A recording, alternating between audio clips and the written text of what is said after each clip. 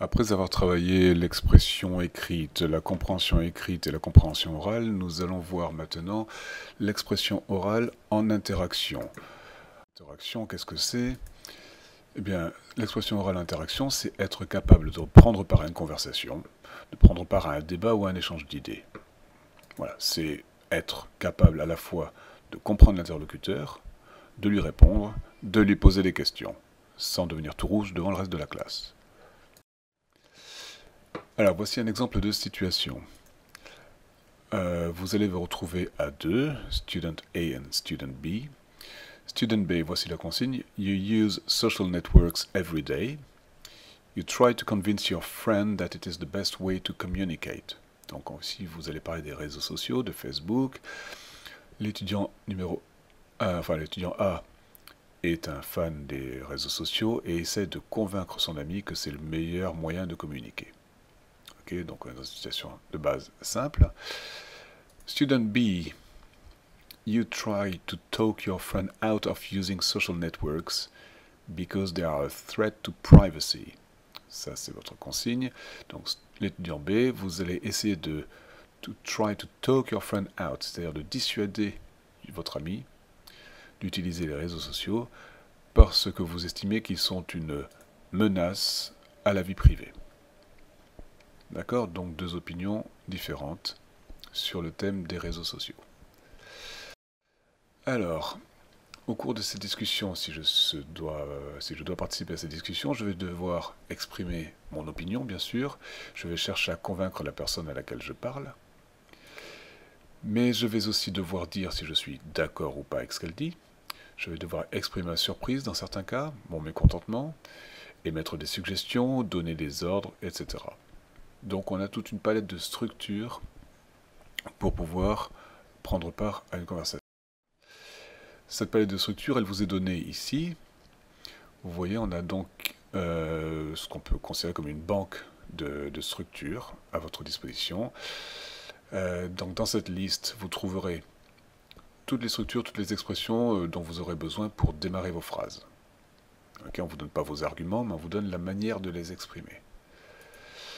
Alors ça, c'est à vous de déterminer à l'avance de quelle structure vous allez avoir besoin en fonction du sujet. Alors, on va passer ces structures en revue très rapidement, enfin les grands thèmes en tout cas. Pour votre discussion sur les réseaux sociaux, est-ce que vous pensez que vous allez avoir besoin de donner votre opinion? Vraisemblablement oui. Ça, cette structure-là, cette banque de structures-là, vous allez l'utiliser. Est-ce que vous allez avoir besoin d'exprimer votre accord? Vraisemblablement. Ok. Est-ce que vous allez avoir besoin d'exprimer votre désaccord? Encore plus vraisemblablement. D'accord. Ensuite, vous avez la possibilité d'exprimer des doutes, de protester, de suggérer ou de convaincre, de chercher à convaincre.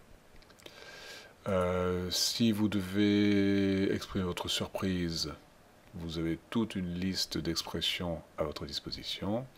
Vous pouvez exprimer votre enthousiasme également, dire ce que vous aimez, ce que vous n'aimez pas, exprimer vos préférences. Vous pouvez aussi bien être totalement indifférent à ce que vous entendez.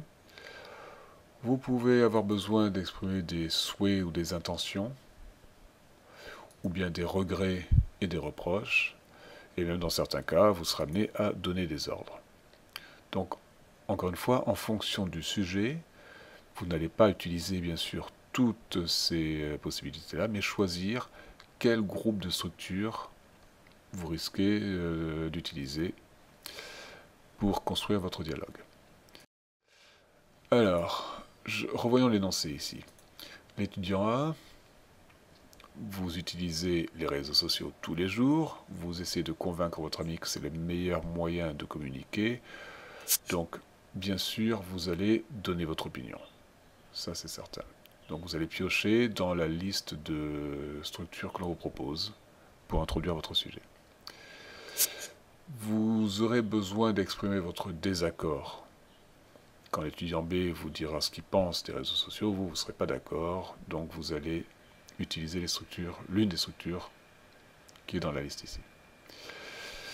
Vous allez certainement avoir besoin à un moment ou à un autre de dire ce que vous aimez ou ce que vous n'aimez pas. Et puis relisez à nouveau l'énoncé.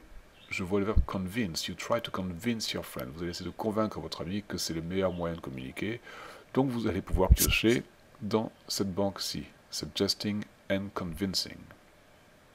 Voilà, donc inutile de chercher à utiliser toutes les banques de structure. Ici, 3 ou 4 suffisent. Okay. Et dans chacune de ces banques, vous n'allez bien sûr pas utiliser toutes les structures. Vous allez en choisir une.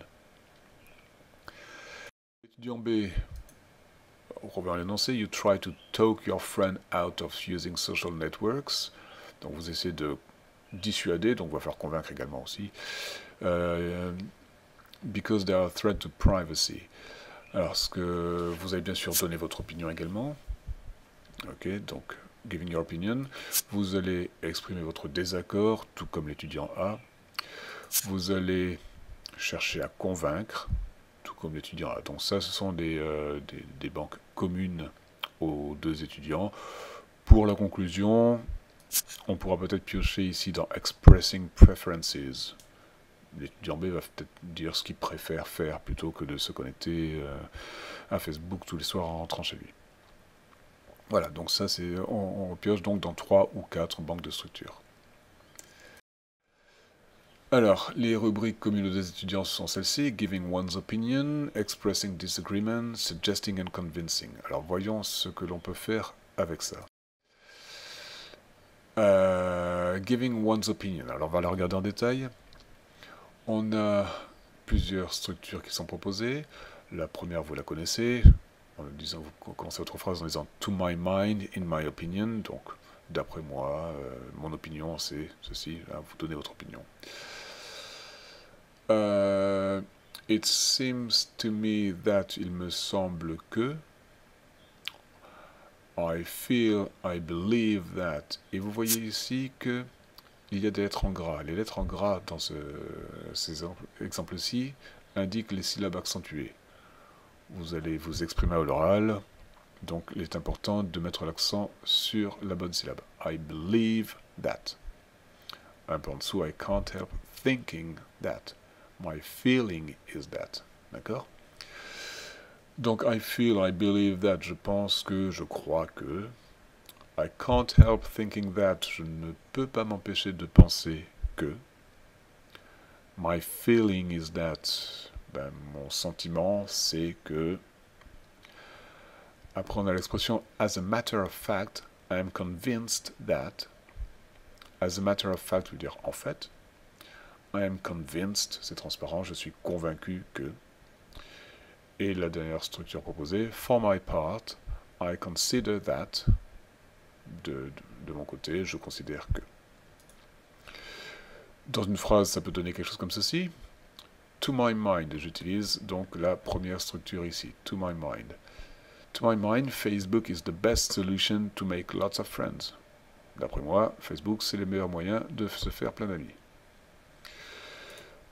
Si j'utilise l'autre structure ici, I can't help thinking that these social networks are dangerous. Moi, de mon côté, je ne peux pas m'empêcher de penser que ces réseaux sociaux sont dangereux. Voilà pour la première banque de structure, Giving one's opinion. Passons maintenant à la seconde, Expressing disagreement. Alors là, vous connaissez la première, I don't agree with you about that, ou I disagree with you about that. Le verbe agree à la forme négative, je ne suis pas d'accord. Ou son équivalent, le verbe disagree à la forme affirmative. I disagree with you about that. On peut dire aussi contrary to ou unlike. Les deux expressions veulent dire contrairement à. Contrary to, I feel that. Ou la phrase that's not how I see it. Ce n'est pas comme cela que je le vois. That's not how I see it. Après, vous voyez ici. Voilà, la première fille peut utiliser cette phrase-là. I don't agree with you. Facebook is perfectly safe. Elle utilise la première structure. I don't agree with you. Vous voyez ici en dessous qu'on a l'expression instead of, V-I-N-G. Ça veut dire bien sûr qu'il va falloir utiliser un verbe en ing après l'expression ici, instead of. Ça peut donner quelque chose comme ceci. Instead of spending hours on your computer. La phrase n'est pas terminée ici. Hein. Le garçon commence en disant « Au lieu de passer des heures sur ton ordinateur », et il continuerait bien sûr en disant « Tu ferais mieux de ». Donc « instead of spending », « instead of » suivi d'un verbe auquel on a rajouté « ing ». Instead of spending hours, au lieu de passer des heures. La dernière structure proposée, c'est I don't see things that way. Je ne vois pas les choses de cette manière. Donc tout ça pour exprimer son désaccord. La dernière banque de structures, suggesting and convincing. On retrouve ici dans la première la structure verbe plus ing. How about going out? What about going out? On peut commencer par how ou what de manière différente. How about creating a Facebook account? Pourquoi ne crées-tu pas un compte? Why don't you? Why not? Suivi de V. Donc ici, V veut dire base verbale. Donc cette structure-là sera suivie d'un verbe infinitif sans tout. Why don't you create your own account? Ou bien why not create your own account? D'accord, on peut utiliser l'auxiliaire why don't you ou ne pas utiliser l'auxiliaire ici. Why not create? Don't you think that est une suggestion, ne penses-tu pas que? Et ensuite, vous avez le verbe suggérer. Attention à la prononciation du verbe suggérer en anglais, c'est to suggest, comme s'il y avait un D, suggest. I suggest, et vous voyez qu'on a deux possibilités ici pour le verbe suggérer, avec le verbe suggest. La première, c'est avec un verbe en ing. I suggest plus verbe en ing. Donc, ce garçon veut dire proposer de sortir. I suggest going out. Je propose que nous allions faire un tour. I suggest going out. Ou il peut utiliser une structure un peu plus complexe avec I suggest we should plus base verbale. Et vous voyez que le should, on peut le mettre ou ne pas le mettre. C'est optionnel. Ça donnera I suggest we should go out ou bien I suggest we go out. Voilà, donc trois possibilités en fait avec le verbe suggest plutôt que deux. I suggest going out, I suggest we should go out ou I suggest we go out. Attention, si vous utilisez le verbe à la base verbale, précédé ou non d'un auxiliaire, il faut le sujet. I suggest we go out. I suggest we should go out. Dans la première phrase, la forme ing, il n'y a pas de sujet. I suggest going out. D'accord? I suggest we going out ne se dit absolument pas. Dernière possibilité, we should definitely, plus base verbale. We should definitely go out, try something else, etc. Je vous rappelle donc les consignes ici. Enfin, pour votre travail, vous allez réfléchir à deux sur ce que vous allez dire. D'accord? Au départ, c'est un travail de préparation à deux. Qui va être l'étudiant A, qui va être l'étudiant B, et qu'est-ce que vous allez utiliser comme argument. Ces arguments, vous allez les poser sur le papier, mais uniquement sous forme de mots-clés. D'accord? Donc, pour défendre Facebook, ou pour au contraire dire que c'est dangereux, vous allez proposer des arguments, mais que vous allez marquer dans votre cahier sous forme de mots-clés uniquement. Et puis, vous allez vous servir de la liste qui vous aura été donnée pour sélectionner les structures que vous allez employer. D'accord? Et on est bien d'accord, sur votre cahier, on ne voit que les mots-clés. Il n'est pas question ici de rédiger vos phrases pour les enregistrer par la suite. Il n'est pas question de lire ce que vous avez rédigé. Il est question de parler spontanément, plus ou moins, à partir de mots-clés. D'accord? Très important ici pour justement travailler l'expression orale. Alors, votre brouillon va ressembler à ceci. Vous aurez deux parties, une partie pour l'étudiant A, une partie pour l'étudiant B. On a dit que l'étudiant A va chercher à convaincre son ami d'utiliser les réseaux sociaux. Donc, on va piocher dans la banque de structures Suggesting and Convincing. Il va nous dire, well, Facebook is great. It's very good to keep in touch with your friends. Okay. C'est une très bonne solution pour rester en contact avec ses amis. Je n'ai pas rédigé, j'ai juste mis des mots-clés. Keep in touch with friends. Great. Pour contrer dès le départ ce que va dire son ami sur la dangerosité de Facebook, il va parler des paramètres de confidentialité. Well, the confidentiality settings are very safe. There is no problem with this. Ok. Donc, the confidentiality settings, ce sont les paramètres de confidentialité. L'étudiant B va intervenir maintenant, c'est à son tour. Il va se servir de structure expressing disagreement. Je ne suis pas d'accord avec toi. Et il va dire, well, you can't control everything. You don't know who your friends are. There are hackers on the net as well. So it is dangerous. D'accord? Donc vous avez exprimé votre désaccord à cette phrase sur les paramètres de confidentialité en disant c'est pas vrai, tu ne peux pas tout contrôler. Tu ne sais pas qui sont les amis de tes amis qui reçoivent tes publications. Il y a des pirates sur le net qui peuvent récupérer tes données. Bref, pour lui c'est dangereux. Autour de l'étudiant A de reprendre la parole, qui peut dire quelque chose par exemple du genre tout en restant dans le même domaine, suggesting and convincing, je n'ai rien à cacher, donc ça ne m'inquiète pas. Et l'étudiant B va toujours exprimer son désaccord en disant Are you sure? What about gossips? What about your pictures that people can use? Okay? Est-ce que tu es vraiment certaine que tu n'as rien à cacher? Il peut y avoir des commérages qui démarquent des ragots sur ta vie privée. Des gens peuvent utiliser tes photos d'une manière ou d'une autre. L'étudiant va donner son opinion ici et va dire well, it's not very important, I don't really care. Vous allez essayer de minimiser en disant que de toute façon, si les gens utilisent vos images, vous vous en fichez, c'est pas très grave. L'étudiant B revient à la charge et donne son opinion également, en choisissant donc dans la banque de structure Giving Your Opinion, et il va pouvoir dire Sorry, it's very important. C'est important, je suis désolé, tu ne peux pas minimiser ça. Plus tard, quand tu voudras passer un entretien d'embauche, si ton patron tombe sur des photos de toi en train de faire la fête, qu'est-ce qu'il va penser, etc. Bon, les arguments que vous connaissez déjà. Et on peut terminer ici en laissant la parole à l'étudiant B qui va exprimer ses préférences, qui va dire ce qu'il préfère faire, express preferences, et dire qu'il préfère rencontrer des vraies personnes plutôt que des personnes virtuelles sur Internet. Ok, on part sur quelque chose de très simple ici. Donc vous voyez, je récapitule. On va utiliser pour amorcer vos phrases quelques structures. Suggesting and convincing, expressing disagreement, giving your opinion, express preferences.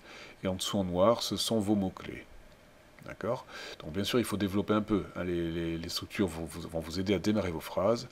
Et après, c'est à vous de développer un petit peu autour des mots-clés que vous avez marqués sur votre brouillon. Voilà, donc voilà à quoi va ressembler votre brouillon. Ça peut donner quelque chose comme ça une fois que vous mettez ça en pratique.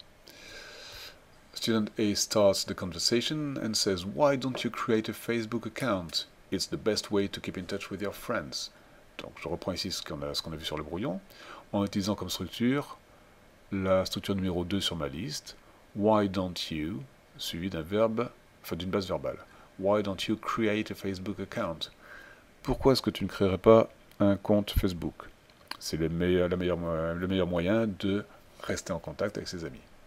D'accord? Donc on a repris la structure que l'on avait choisie sur le brouillon et l'idée qu'on avait choisie sur le brouillon, best way to keep in touch. On va faire parler le garçon, qui au départ va juste dire yes, but I think it's dangerous. On n'a pas besoin de piocher dans une banque de structures ici pour cette réponse-là. La fille va nous parler ici maintenant des paramètres de confidentialité. Why? There are confidentiality settings. It's really safe. Et elle cherche à le convaincre. You should definitely try. Et j'ai choisi ici la dernière structure dans ma banque. We should definitely, plus base verbale. J'ai bien sûr changé le sujet, c'est You should definitely try. Le garçon ici va prendre position, il n'est pas d'accord, on va piocher dans la banque de données, dans la banque de structure Expressing Disagreement. Rappelez-vous, il va nous parler des amis d'amis et des pirates, et il va nous dire ceci. I don't see things that way. L'expression du désaccord que j'ai pioché dans la structure ici, la dernière structure. I don't see things that way. Je ne vois pas les choses de cette manière. You don't know who your friends' friends are, and there are hackers too. Tu ne connais pas les amis des amis, et il y a également des pirates. D'accord? Donc en bleu clair, les structures, et le reste, c'est ce qui est sous forme de notes dans votre brouillon. On redonne la parole à l'étudiant A, qui va toujours chercher à convaincre, et qui va dire « So what? I have nothing to hide. » Et alors, j'ai rien à cacher. « Why don't you take it easy? » Pourquoi est-ce que tu ne prends pas ça plus légèrement, plus à la légère? Pourquoi est-ce que tu en fais une telle histoire? « Why don't you » suivi, vous le voyez, d'une base verbale, d'un verbe à l'infinitif sans tout. « Why don't you take it easy? » Le garçon continue à exprimer son désaccord et va nous dire « I don't agree with you », la structure la plus simple que vous connaissez. « I don't agree with you ». « How can you be so naive? People can use your photos or start gossips about you. » Comment peux-tu donc être si naïve? Les gens peuvent utiliser tes photos ou raconter des ragots à ton sujet. Suivez le on va faire parler l'étudiant à nouveau, qui va dire « As a matter of fact, I am convinced that I have nothing to fear. » En fait, as a matter of fact, voyons, j'ai pris cette structure-là, I am convinced that, je suis convaincu que je n'ai rien à craindre. D'accord? Elle minimise les choses, c'est pas... Voilà. Le garçon va répondre aussi, on va piocher dans Giving One's Opinion, ici, et il va dire « And I can't help thinking that exposing your private life can be harmful. » Et moi, je ne peux pas m'empêcher de penser que mettre ta vie privée au grand jour peut être dangereux. Et on a choisi la structure « I can't help thinking that » qui est ici dans la boîte « Giving One's Opinion ». « I can't help thinking ». Je ne peux pas m'empêcher de penser. Ok? Et pour la conclusion, on va aller faire exprimer sa préférence. Je vais choisir ici dans Expressing Preferences la phrase de conclusion. Anyway, I prefer talking to real people. De toute manière, je préfère parler aux personnes réelles. I prefer talking to real people. Vous voyez, c'est la première phrase. Alors, je ne l'ai pas utilisé en entier ici. Ici, on a je préfère faire ceci à faire cela. Ici, je n'ai utilisé que la première partie de la phrase, je préfère faire ça. I prefer talking. Je préfère parler. Donc le talk plus la forme ing. I prefer talking to real people. Voilà donc, de manière brève et succincte, à quoi pourrait ressembler votre dialogue. Bien sûr, il va falloir l'étoffer un petit peu. Ce sont juste des amorces de phrases. Ça serait bien qu'il vous étoffiez un petit peu vos arguments. Mais vous avez ici donc le départ. Donc je vous rappelle les consignes pour un travail comme celui-ci. Vous êtes à deux à réfléchir sur l'énoncé. Vous allez noter vos mots-clés, les idées sous forme de mots-clés. Vous allez sélectionner dans la liste toutes les structures que vous allez employer. Et maintenant, vous allez vous enregistrer sur le lecteur MP3. Et un petit rappel, vous ne rédigez pas, car il s'agit ici de s'exprimer à l'oral, et non pas de lire quelque chose qui a été écrit au préalable.